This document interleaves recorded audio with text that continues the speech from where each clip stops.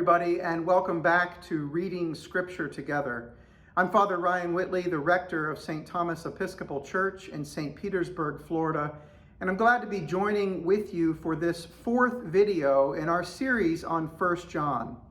We're reading 1 John together in our parish at St. Thomas, and I'm glad that you're joining us in that endeavor. Remember, you can read in any version of the Bible that you like, whether it's your grandmother's King James version, or the Message that you happen to pick up recently, or the NRSV, or the NET, or any other abbreviated version that you prefer. The important part, though, is that you do read. Heck, you could even listen to it on audio if you wanted. The important part there, though, is that you listen.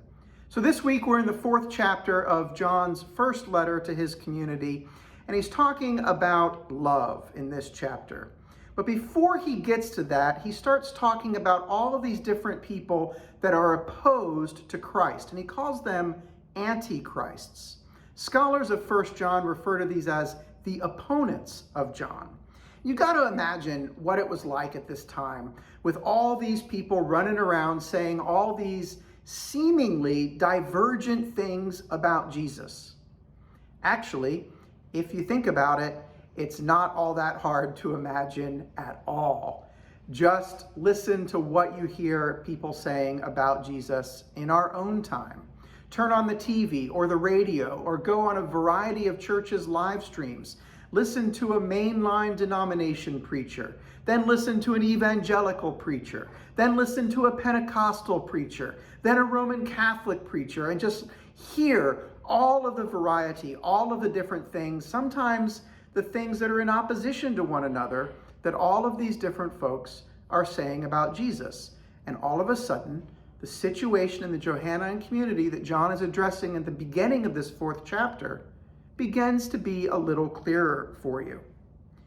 Jesus' disciples asked about this sort of thing once, and you remember he told them this: whoever's not against us is for us.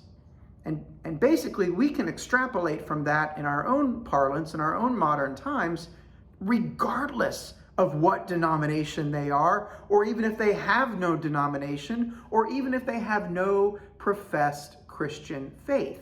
Whoever's not against us is for us. And sometimes that's a really hard line for Christians to swallow. So in this early Johannine community, John is teaching them how to test this spirit, how to know, essentially, even if something doesn't look good to us, how do we know that it's of God? And the answer that he gets to towards the middle of this chapter is Jesus himself. We know God essentially because we know God's Son, Jesus, who's the second person of the Trinity, incarnate in human flesh.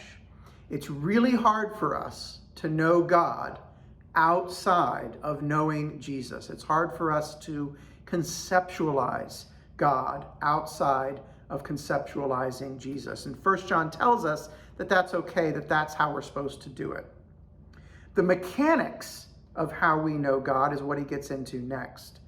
And that is that we know God in Jesus by love.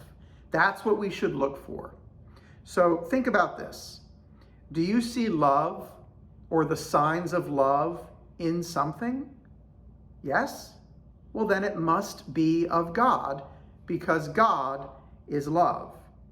Can't find love in it, or don't see any signs pointing towards love in it, chances are that's not of God. Love is the test. Jesus is how we know God's love. And when we experience that love in Jesus Christ, we can be confident that we have experienced God.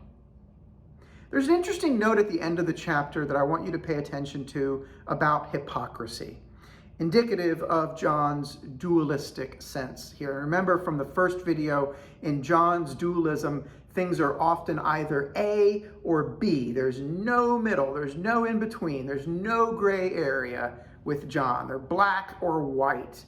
And we get a little bit of a sense of that at the end of this chapter. So when John says things like, if you hate your brother and sister but say you love God, then you're a liar or a hypocrite, And if we hear that and we read that and we wonder, is that me?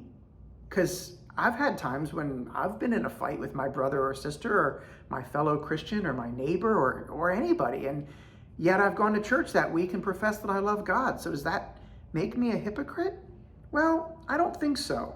Because by that measure, at any given time, on any given day, all of us would be counted out, right? Because as Romans says, we have all sinned and fallen short of the grace of God. The difference is this. When it happens to us, when that happens within our spirit, do we feel remorseful?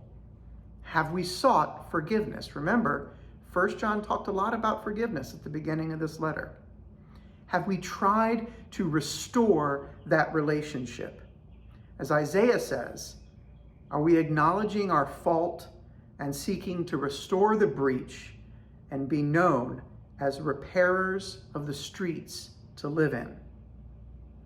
That's how we know that we're not being hypocrites. Is if we do wrong, we feel remorseful about it, we seek forgiveness, and we restore relationship. Forgiveness, after all, is one of the signs of God's love. And what is God? If this chapter teaches you nothing else, let it teach you that God is love.